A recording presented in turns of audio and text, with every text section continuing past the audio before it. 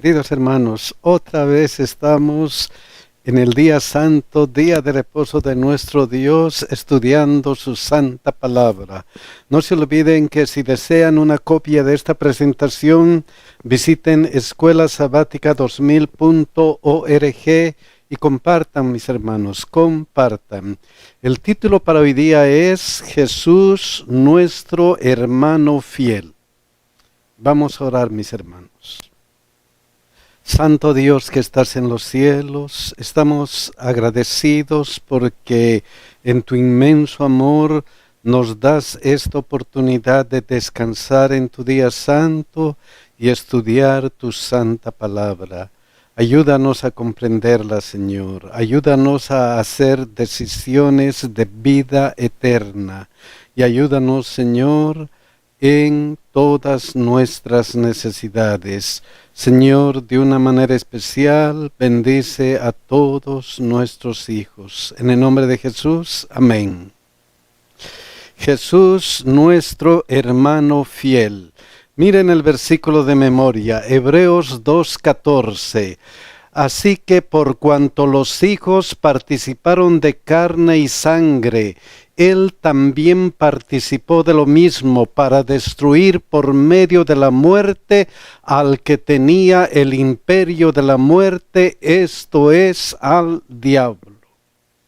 Nos está hablando de nuestro Señor Jesucristo, que destruyó la muerte por medio de la muerte. Y vamos a ver cómo se hizo ese proceso.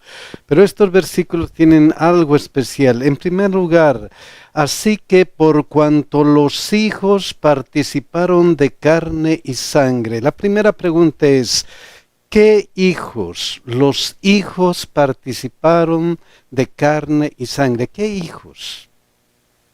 El versículo anterior, Hebreos 2:13, nos indica cuáles son esos hijos. Miren lo que dice. Y otra vez yo confiaré en Él, y de nuevo he aquí yo y los hijos que Dios me dio. Jesucristo está hablando y dice que estos hijos son los hijos que Dios me dio, que Dios le dio. O sea, los que habían aceptado a Cristo como su Salvador personal, los que habían aceptado el mensaje de Dios, son esos hijos por los cuales Cristo oró en Juan 17:9. Miren lo que dice. Yo ruego por ellos, no ruego por el mundo, sino por los que me diste, porque tuyos son esos los que me diste, no por el mundo. Cuando oramos por el mundo hay una oración especial por ellos, pero en esta oportunidad Jesús está orando por aquellos que han aceptado a Cristo como su Salvador personal. Pero el versículo va más. Así que por cuanto los hijos participaron de carne y sangre, Él también participó de lo mismo. Él, Jesucristo, participó de lo mismo. ¿Qué es lo mismo? ¿De qué lo mismo participó? Miren lo que dice 2 Corintios 5:21. Al que no conoció pecado, por nosotros lo hizo pecado. Eso era importante. Al que no conoció pecado, al Dios eterno, al Dios Hijo, al Dios que nos ama tanto, le hizo pecado, se sacrificó por nosotros. ¿Para qué? Miren lo que dice Hebreos 2:15, y librar a todos los que por el temor de la muerte estaban durante toda la vida sujetos a servidumbre. ¿Qué clase de servidumbre? ¿Qué clase de servidumbre? Miren lo que dice Romanos 7:15 al 18. Porque lo que hago no lo entiendo, pues no hago lo que quiero, sino lo que aborrezco, eso hago. Y si lo que no quiero, esto hago, apruebo que la ley es buena. De manera que ya no soy yo quien hace aquello, sino el pecado pecado que mora en mí. Y yo sé que en mí, esto es en mi carne, no mora el bien, porque el querer el bien está en mí, pero no el hacerlo. ¡Qué pena! ¡Qué pena! Satanás nos envió a esta situación. Estábamos sujetos a servidumbre.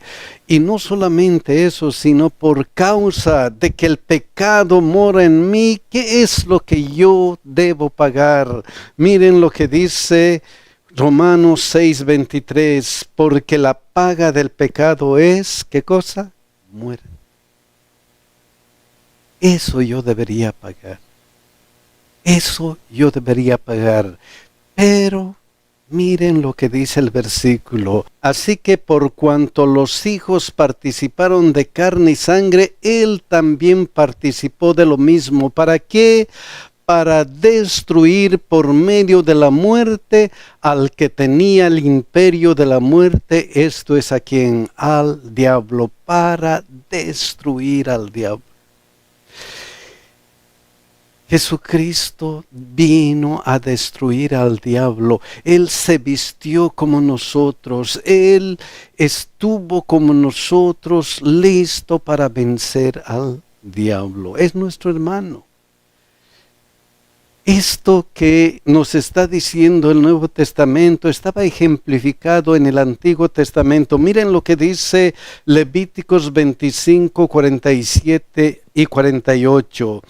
Si el forastero o el extranjero que estaba contigo se enriqueciere y tu hermano que está junto a él empobreciere y se vendiere al forastero o extranjero que está contigo o a alguno de la familia del extranjero, después que se hubiera vendido podrá ser rescatado. Uno de sus hermanos lo rescatará. ¿Quién lo rescatará? Uno de sus hermanos. Sí, nosotros hemos sido vendidos al diablo. Y alguien tenía que rescatarnos. Y ese alguien tenía que ser como nosotros, como nuestro hermano. Por eso dice, porque la paga del pecado es muerte, mas ahora gracias a Jesucristo que más la dádiva de Dios es vida eterna en Cristo Jesús, Señor nuestro. Entonces la primera gran noticia es: Jesús es nuestro hermano redentor, es el hermano que ha venido a salvarnos. Pero vamos a seguir en este versículo y miren lo que está subrayado. Así que por cuanto los hijos participaron de carne y sangre, él también participó de lo mismo. O sea que se hizo, ¿qué cosa? Se hizo nuestro hermano. Y como nuestro hermano, ¿qué hace él? ¿Qué es lo que hace? Miren lo que dice Hebreos 2:11. Porque el que santifica y los que son santificados de uno son todos, por lo cual no se avergüenza de llamarnos hermanos. ¡Qué hermoso! No se avergüenza de llamarnos hermanos. ¿Quién no se avergüenza? Jesucristo.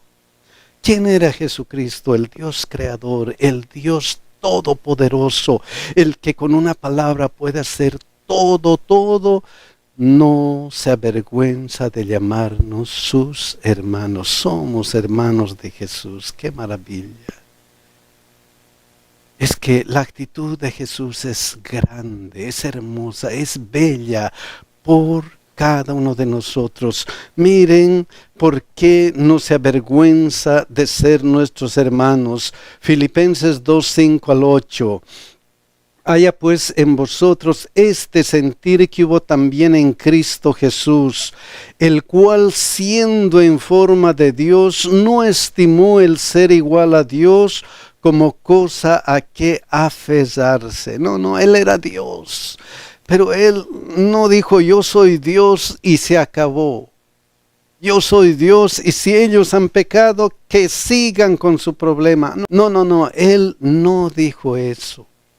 Al contrario, miren lo que hizo, sino que se despojó a sí mismo, tomando forma de siervo, hecho semejante a los hombres, hecho hermano de los hombres. Por eso no se avergüenza, porque Él tomó nuestro lugar.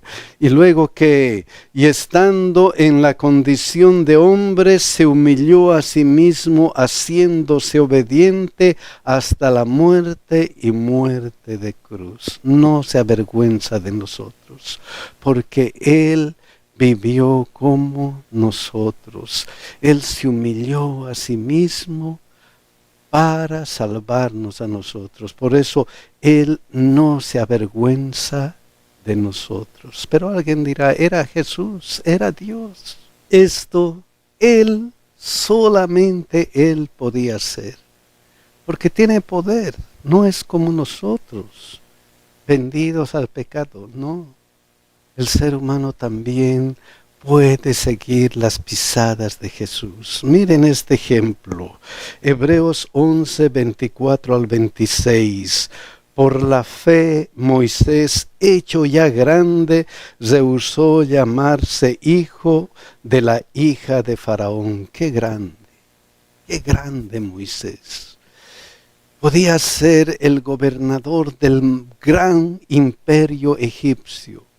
Podía tenerlo todo. Podía él estar entre lujos, en riquezas, podía tener todo.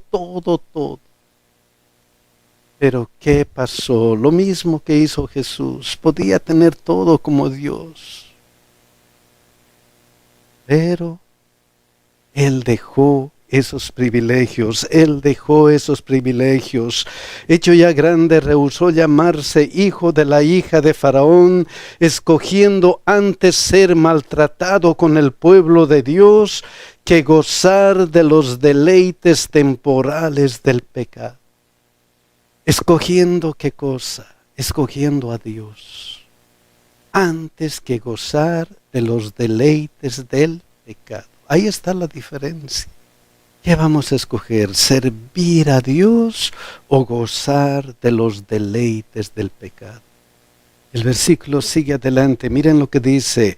Teniendo por mayores riquezas el vituperio de Cristo, los tesoros de los egipcios, porque tenía puesta la mirada en el galardón. Oh, mis hermanos, y aquí está el secreto del éxito para una vida cristiana. ¿Qué cosa? Escoger a Dios antes que los deleites de la vida. ¿Cómo? La única forma es que por fe. Hebreos 11, si leemos Hebreos 11, Abraham por fe, Isaac por fe, todos los héroes de la fe, solamente por fe y nada más que por fe. Es que con la fe estaban viendo el futuro, estaban viendo lo que Dios les había prometido, igual que Moisés, por la fe estaba viendo lo que era el galardón, tenía su mirada en el galardón. Y si nosotros vamos a triunfar por fe, vamos a tener nuestra mirada en el galardón. Oh, mis queridos hermanos, qué gran ejemplo de Moisés, qué gran ejemplo de Jesucristo. Y es por eso Jesucristo no se avergüenza de nosotros, porque vivió como nosotros y Él ejemplificó lo que podemos hacer. Y por eso Él nos pide algo a nosotros. Miren lo que nos pide. 2 Timoteo 1, 8 al 12. Por tanto, no te avergüences de dar testimonio de nuestro Señor, ni de mí preso suyo. No te avergüences de ser cristiano. No te avergüences de dar testimonio. Mira a Jesucristo. Mira a Jesucristo, no se avergüenza de ser nuestro hermano. No te avergüences. Luego dice, sino participa de las aflicciones por el Evangelio según el poder de Dios, por lo cual asimismo padezco esto, pero no me avergüenzo, porque yo sé a quién he creído y estoy seguro que es poderoso para guardar mi depósito para aquel día. Yo tengo fe. Esa es la clave. Yo sé en quién he creído. Yo tengo fe que Él es poderoso. Que Él es poderoso ¿para qué? Para guardar mi depósito para aquel día. Igual que Moisés, puesta su mirada en el galardón, en aquel día especial, aquel día de la segunda venida de nuestro Señor Jesucristo. Él va a venir pronto. Y por eso no se avergüencen, crean en Jesucristo, pongan su mirada en aquel día especial. Entonces Jesús no se avergüenza de ser mi hermano, no se avergüenza de ser tu hermano, no se avergüenza. Y para que no se avergüence Jesús, tenía que ser como nosotros. Tenía que ser como nosotros. Y por eso este versículo dice, hecho semejante a los hombres. Hecho semejante a los hombres.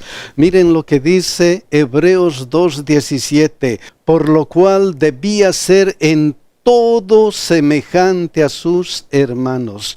Debía ser en todo igual que nosotros. Y porque Él era semejante en todo según nosotros, miren lo que dice Hebreos 4:15, porque no tenemos un sumo sacerdote que no pueda compadecerse de nuestras debilidades, sino uno que fue tentado en todo según nuestra semejanza, pero sin pecado. Tenía que ser semejante a todos nosotros, igual que todos nosotros. Y porque Él fue semejante a nosotros, ¿qué hace? Es un sumo sacerdote que se compadece de nuestras debilidades, de nuestros problemas, de todo lo que nos ocurre a nosotros, porque Él ha vivido eso. Pero lo importante de Él es que, sino uno que fue tentado en todo según nuestra semejanza, fue tentado en todo según nuestra semejanza, ¿pero qué? Pero sin pecado. ¿Cómo era la vida de Jesús? ¿Cómo era la vida de Jesús? Miren lo que dice Hebreos 7:26. Santo, inocente, sin mancha, pero no pecó. Pero no pecó. Él estuvo santo, inocente y sin mancha. Por eso dice la primera parte, porque tal sumo sacerdote nos convenía.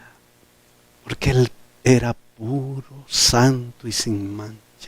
Y solamente por esa situación Él podía salvarnos. Solamente por esa situación. Por eso dice aquí, para venir a ser misericordioso y fiel sumo sacerdote en lo que a Dios se refiere, para expiar los pecados del pueblo. Solamente una persona que era santo, inocente y sin mancha, sin pecado, podía salvarnos a nosotros. Y esa persona, ¿quién fue? Jesucristo. Se mantuvo así, se mantuvo sin mancha. Por eso 1 Pedro 1:18 y 19 dice, sabiendo que fuisteis rescatados de vuestra vana manera de vivir, la cual recibisteis de vuestros padres, no con cosa corruptible como oro o plata, sino con la sangre preciosa de Cristo, como de un cordero sin mancha y sin contaminación. Debería ser así, sin mancha, santo, inocente, sin mancha y sin contaminación. Solo Él puede librarnos de nuestros pecados. Entonces Jesús fue semejante a sus hermanos, pero sin pecado, santo, inocente, sin mancha, sin contaminación y sin pecado. Eso convenía a todos. Nos convenía a nosotros, ese nos convenía. Y miren lo que dice Hebreos 2:10, porque convenía a aquel por cuya causa son todas las cosas y por quien todas las cosas subsisten, que habiendo de llevar muchos hijos a la gloria, perfeccionase por aflicciones al autor de la salvación de ellos. Perfeccionarse por aflicciones. ¿A quién? A Jesucristo. ¿Cómo es eso? Pablo lo explica de esta manera. Miren lo que dice Hebreos 5, 7 al 9. Y Cristo, ¿cuándo? En los días de su carne, cuando se hizo semejante a nosotros, cuando vivió durante toda su estadía aquí en la tierra, listo para salvarnos en ese momento. Y miren cómo se explica: ofreciendo ruegos y súplicas con gran clamor y lágrimas al que le podía librar de la muerte. Jesucristo podía ser puro, sin mancha, solamente manteniéndose con una comunión completa con su Padre, oración y oración, clamor, súplicas y ruegos, solamente así. Miren como ejemplo la tentación en el Getsemaní. Miren lo que dice aquí, Lucas 22, 40 al 44. Cuando llegó a aquel lugar les dijo: orad que no entréis en tentación. Oren. Oren, eso es lo que hacía. Miren lo que dice esta parte. Él se apartó de ellos a distancia como de un tiro de piedra y puesto de rodillas oró. Esta otra parte. Y estando en agonía oraba más intensamente y era su sudor como grandes gotas de sangre que caían hasta la tierra. Por eso el apóstol dice: ofreciendo ruegos y súplicas con gran clamor y lágrimas al que le podría librar de la muerte. Oraba con esa angustia, porque en este momento se estaba definiendo el destino de la humanidad. Se estaba definiendo nuestro destino. Y aquí miren lo que dice: ¿a quién oraba? Al que le podría librar de la muerte. Y miren lo que decía Jesucristo, diciendo: Padre, si quieres, pasa de mí esta copa. ¿Le podría librar de la muerte? Sí. Él estaba listo para morir por nosotros. Pero Dios Jesucristo le dice: Señor, el pecado del mundo es tan grande.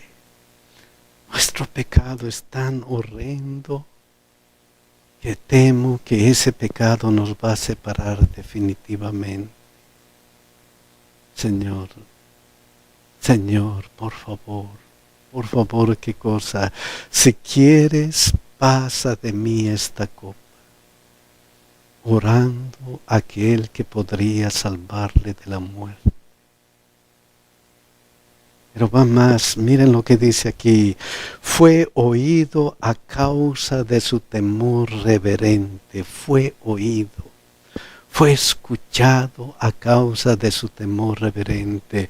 Miren lo que dice aquí: pero no se haga mi voluntad sino la tuya. Sí, Señor, no se haga lo que yo quiero, Señor, sino lo que tú quieres. Por eso fue oído a causa de su temor reverente, porque Él no ponía lo que yo quiero primero, sino tu voluntad, tu voluntad y nada más que tu voluntad. Y luego dice, y aunque era hijo, por lo que padeció, aprendió ¿qué cosa? La obediencia. No se haga mi voluntad, sino que solamente la tuya. ¿Y Dios le escuchó o no le escuchó? Aquí dice, fue oído a causa de tumor reverente. ¿Qué hizo Dios? ¿Cómo le respondió Dios? Miren lo que dice. Y se le apareció un ángel del cielo para fortalecerse. Eso es lo que hace Dios con nosotros. Si nosotros queremos hacer su voluntad, Él envía a su Espíritu Santo, sus ángeles. El mismo Señor Jesucristo está con nosotros para ayudarnos. Y eso es importante. ¿Por qué? Porque y habiendo sido perfeccionado, vino a ser autor de eterna salvación para todos los que le obedecen. Y habiendo sido perfeccionado y habiendo hecho la voluntad de Dios, entonces Él es como un cordero sin mancha y sin contaminación, que puede librar el pecado de cada uno de nosotros. Entonces Jesús sufrió intensamente para salvarnos. Él sufrió para salvarnos. ¿Y entonces qué? ¿Y ahora qué? ¿Y ahora qué? Ahora que hemos visto que Jesús es nuestro hermano Salvador, que no se avergüenza de nosotros, que era semejante a nosotros, pero sin pecado para salvarnos, que Él no merecía sufrir, pero sufrió para salvarnos, entonces ¿qué? ¿Ahora qué? Miren lo que dice Hebreos 12:1. Por tanto, nosotros también, teniendo en derredor nuestro tan grande nube de testigos, despojémonos de todo peso y del pecado que nos asedia, y corramos con paciencia la carrera que tenemos por delante. Vayamos adelante, corramos, dice, despojémonos de todo peso de pecado. Pero la pregunta es ¿cómo? ¿Cómo vamos a correr? ¿Cómo vamos a ganar? ¿Cómo vamos a triunfar? ¿Cómo? Miren lo que continúa Hebreos 12:2-4. Puestos los ojos en Jesús. Nada más que eso. Puestos los ojos en Jesús. ¿Por qué? Porque siempre tenemos que poner nuestros ojos en Jesús. Porque tenemos que mantener esa comunión con Jesucristo. ¿Por qué? Miren lo que dice Hebreos 2:18. Pues en cuanto Él mismo padeció siendo tentado, es poderoso para socorrer a los que son tentados. Puestos los ojos en Jesús, porque Él es poderoso para ayudarnos. Él es nuestro líder, Él es nuestro Salvador que está listo para librarnos. Él sabe qué es lo que necesitamos. Puestos los ojos en Jesús. ¿Quién es Él? Miren lo que dice aquí. Puestos los ojos en Jesús, el autor y consumador de la fe. Solo Él, solamente Jesús. No hay otro, en ningún otro hay salvación. En ningún otro hay salvación, solamente en Jesús. Y Él es el consumador de nuestra fe. Él nos va a ayudar. Y Él nos va a ayudar. ¿Por qué? Miren lo que dice Juan 15:5. Yo soy la vid, vosotros los pámpanos. El que permanece en mí y yo en él, éste lleva mucho fruto. Porque separados de mí, ¿qué podemos hacer? Nada podéis hacer. Él es la clave. Puestos los ojos en Jesús, el autor y consumador de nuestra fe. Y miren lo que continúa, el cual por el gozo puesto delante de él sufrió la cruz, menospreciando el oprobio, y se sentó a la diestra del trono de Dios. Ahora miren lo que nos dice, considerad a aquel que sufrió tal contradicción de pecadores contra sí mismo. Consideren eso, dice. Consideren cuánto ha sufrido Jesucristo para salvarnos. Consideren, piensen en eso. Piensen en eso. ¿Para qué? Para que vuestro ánimo no se canse hasta desmayar. Miren a Jesucristo, cuánto ha sufrido Él. Consideren en Jesucristo, piensen en Él, cuánto ha sufrido para salvar. Y Él ha triunfado, Él ha triunfado, Él ha triunfado y puede ayudarnos a triunfar. Puede, solo tenemos que mantener nuestros ojos en Él. Entonces miren lo que dice, y esto es importante, porque aún no habéis resistido hasta la sangre combatiendo contra el pecado. Tienen que aferrarse a Jesús, dice, porque a veces las situaciones van a ser feas para el cristiano. Ustedes todavía no han sufrido hasta la muerte como Jesucristo. No, todavía no hemos sufrido así. Pero puede llegar el momento que lo vamos a hacer, que vamos a sufrir. Por eso aférense de Jesús. Pongan sus ojos en Jesús, mantengan una comunión íntima con Jesús. Oh mis hermanos, ¿cómo vamos a triunfar en nuestra vida cristiana? Jesús dice, sin mí nada podéis hacer. El apóstol Pablo estaba sufriendo, miserable hombre de mí, ¿quién me librará de este cuerpo de pecado? Y al final, ¿qué dijo él? Todo lo puedo en Cristo que me fortalece. Puestos los ojos en Jesús, el autor y consumador de nuestra fe. Mis hermanos, que Dios nos bendiga, que Dios nos ayude a mantenernos en comunión continua con Jesús. Que Dios nos cuide, mis hermanos.